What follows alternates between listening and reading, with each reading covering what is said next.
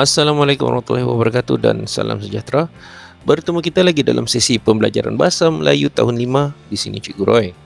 Cikgu harapkan agar murid-murid sentiasa berada dalam keadaan sihat walafiat dan sentiasa ceria hendaknya. Tajuk kita hari ini, Pemimpin Cilik. Tema ke-9, Integriti, unit ke-25, Insan Berketerampilan. Murid-murid boleh rujuk buku teks muka surat 191 untuk maklumat lanjut, dan fokus kita pada hari ini ialah pengawas sekolah. Siapa pengawas sekolah? Angkat tangan.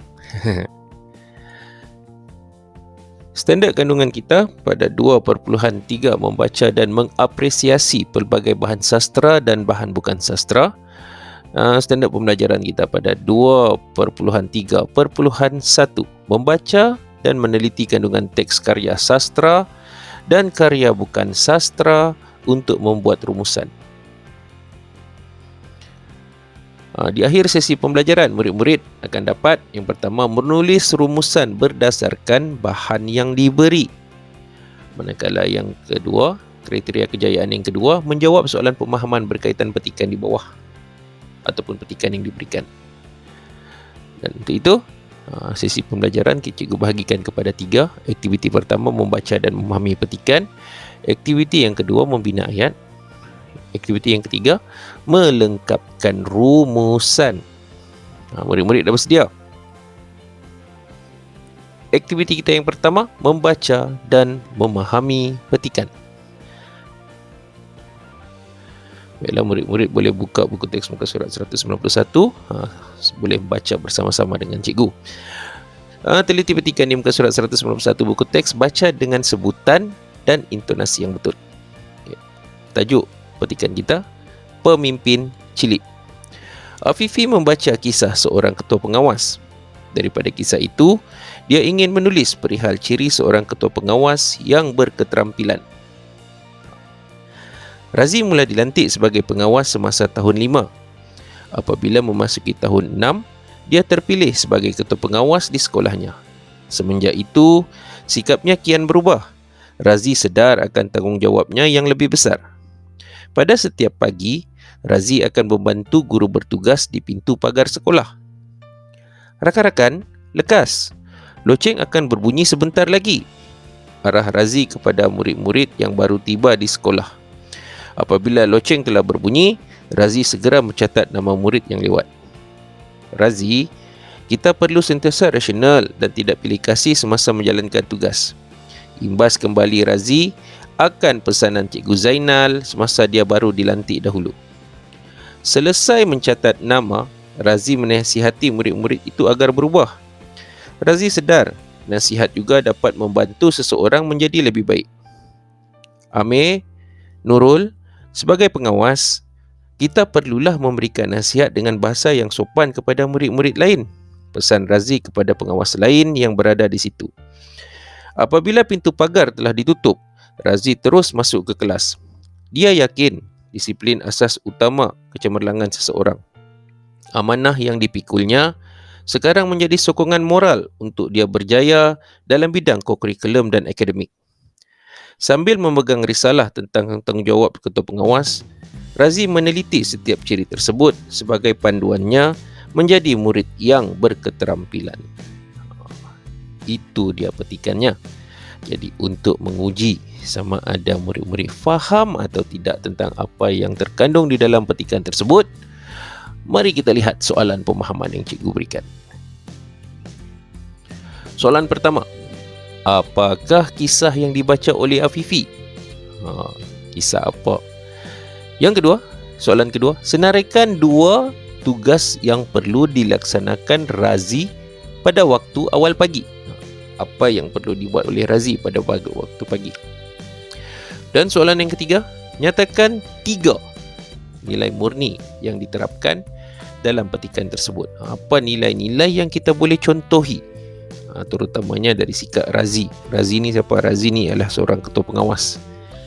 Baiklah, murid-murid dapat tak cari jawapan ataupun dapat tak menjawab soalan-soalan tersebut? Di sini cikgu berikan contoh jawapan. Soalan yang pertama tadi, apakah kisah yang dibaca oleh Afifi? Afifi membaca tentang kisah seorang pengawas, seorang ketua pengawas bernama Razi. Soalan yang kedua, senaraikan 2 tugas yang perlu dilaksanakan Razi pada waktu awal pagi. Apa kerja, apa tugas ketua pengawas ataupun pengawas pada waktu pagi yang Razi buat? 2 tugas yang perlu dilakukan Razi pada waktu pagi ialah membantu guru bertugas di pintu pagar sekolah.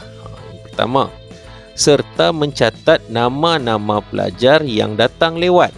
Ada 2 tugas. Satu, membantu guru. Yang kedua, mencatat nama guru-guru. Nama-nama pelajar. Nama-nama guru pula.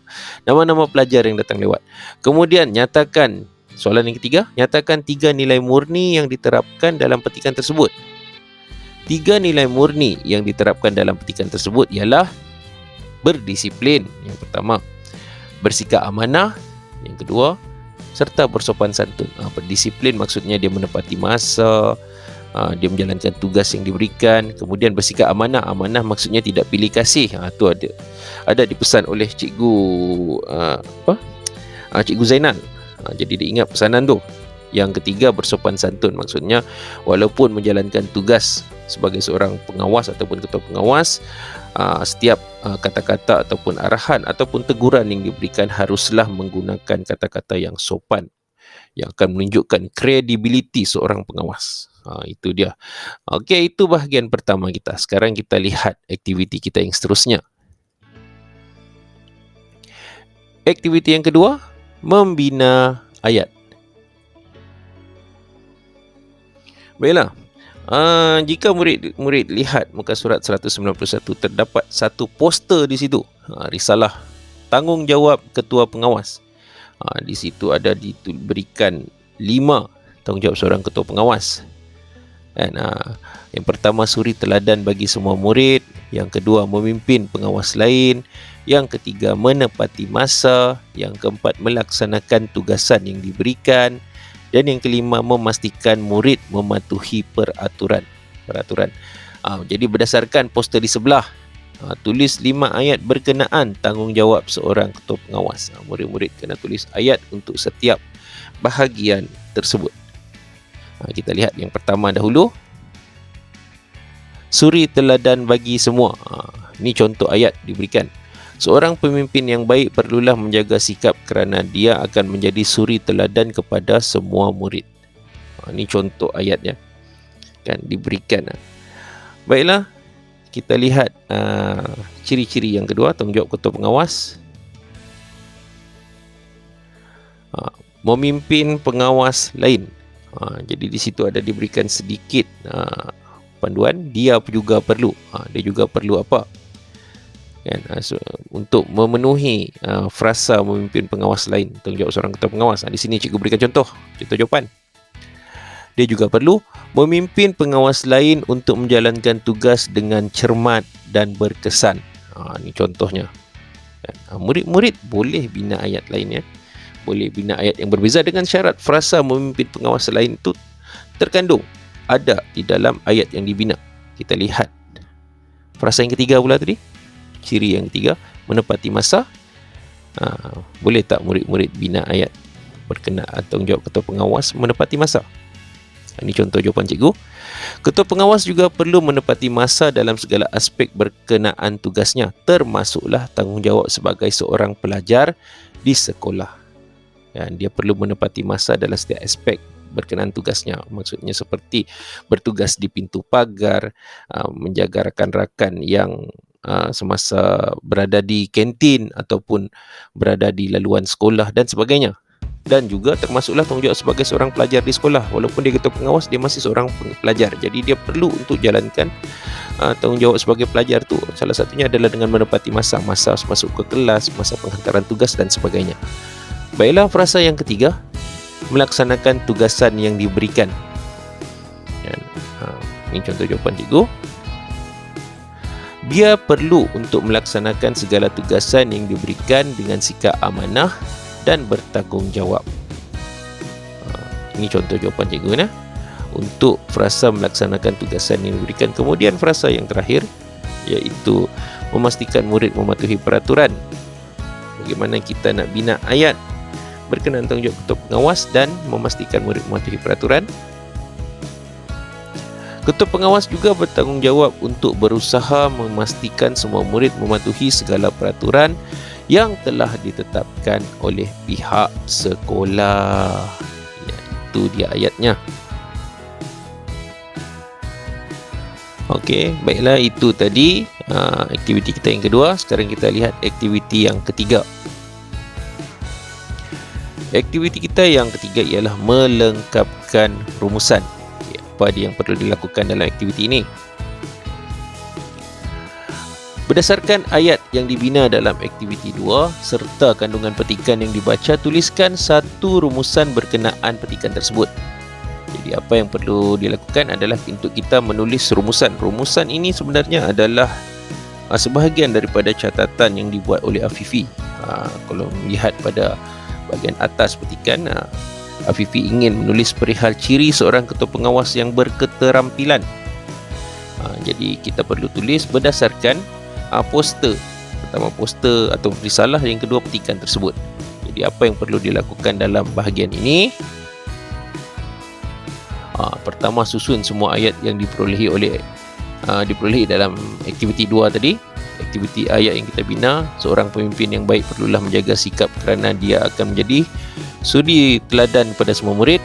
Yang kedua, dia juga perlu memimpin pengawas lain untuk menjalankan tugas dengan cermat dan berkesan. Yang ketiga, ketua pengawas juga perlu menepati masa dalam segala aspek berkenaan tugasnya, termasuklah tanggungjawab sebagai seorang pelajar di sekolah.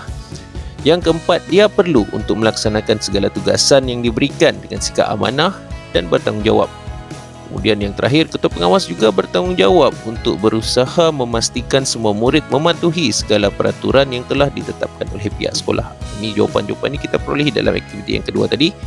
Kita kumpulkan. Kemudian kita akan gabungkan menjadi satu perenggan. Tak perlu tulis lagi. Kita gabungkan, nanti kita susun. Dan langkah yang terakhir adalah untuk memurnikan. Kita murnikan gabungan itu tadi, tulisan semua tadi, dengan memasukkan penanda wacana atau huraian bagi menjelaskan idea. Dan di sini cikgu berikan contoh. Seorang pemimpin yang baik perlulah menjaga sikap kerana dia akan menjadi suri teladan kepada semua murid. Dia juga perlu memimpin pengawas lain untuk menjalankan tugas dengan cermat dan berkesan. Selain itu, ketua pengawas juga perlu menepati masa dalam segala aspek berkenaan tugasnya, termasuklah tanggungjawab sebagai seorang pelajar di sekolah. Ini merangkumi aspek menepati masa datang ke sekolah, jadual bertugas pengawas, masa masuk ke kelas serta masa menghantar tugasan atau kerja rumah. Dia juga perlu untuk melaksanakan segala tugasan yang diberikan dengan sikap amanah dan bertanggungjawab. Akhir sekali, ketua pengawas juga bertanggungjawab untuk berusaha memastikan semua murid mematuhi segala peraturan yang telah ditetapkan oleh pihak sekolah. Ini contoh. Jadi murid-murid boleh hasilkan sendiri rumusan ataupun catatan perihal seorang ketua pengawas yang berketerampilan berdasarkan aktiviti yang kedua tadi. Dengan itu, maka tamatlah aktiviti kita pada hari ini. Dan cikgu harapkan agar apa yang kita kongsikan dapat memberi manfaat dan pengetahuan pada murid-murid. Dan bagi murid-murid ataupun rakan-rakan murid yang bergerak pengawas, cikgu harapkan anda semua dapat menjalankan tugas dengan baik, dengan berkesan. Dan jadilah contoh yang boleh dipandang, yang boleh dicontohi oleh rakan-rakan murid. Dan sebelum cikgu mengundur diri, cikgu ingin kongsikan sedikit lagi kata-kata. Ini adalah berkenaan ketua. Boleh dijadikan panduan untuk pemimpin-pemimpin ataupun pengawas-pengawas sekalian. Ketua yang memimpin. Seorang ketua akan memimpin dari perilaku. Apa yang dibuat ditunjuk menjadi satu. Bukan hanya mengarah atau menyuruh tanpa basa-basi, faham atau tahu. Seorang ketua akan memimpin dengan amanah, mengguna kuasa pada tempatnya, mengguna kata mereda rasa, mengguna empati, memupuk sejahtera, Seorang ketua akan memimpin semua tanpa syarat, menggerak tenaga mengikut kudrat, melaksana tujuan penuh amanat, mencapai jaya berkongsi nikmat. Seorang ketua memimpin guna menunjuk arah, memimpin untuk bekerja bersama, memimpin bawahan menuju puncak citra, memimpin impian dan harapan menjadi nyata. Terus belajar, terus berjuang. Jumpa lagi.